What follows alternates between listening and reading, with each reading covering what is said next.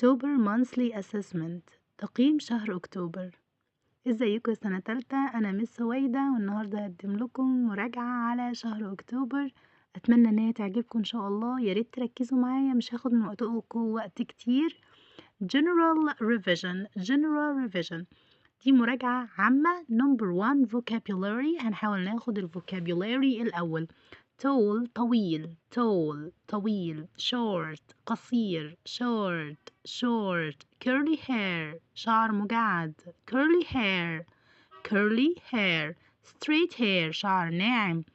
straight hair polite مؤدب.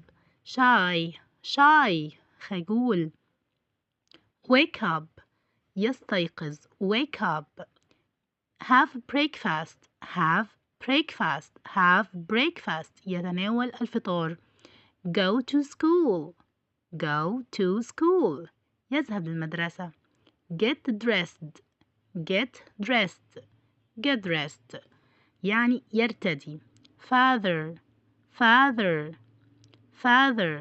يعني أب. mother أم. brother أخ. sister يعني أخت. teacher يعني مدرسة. farmer يعني إيه farmer؟ مزارع أو فلاح. doctor دكتورة. baker خباز.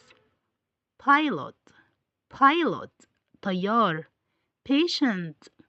patient مريض.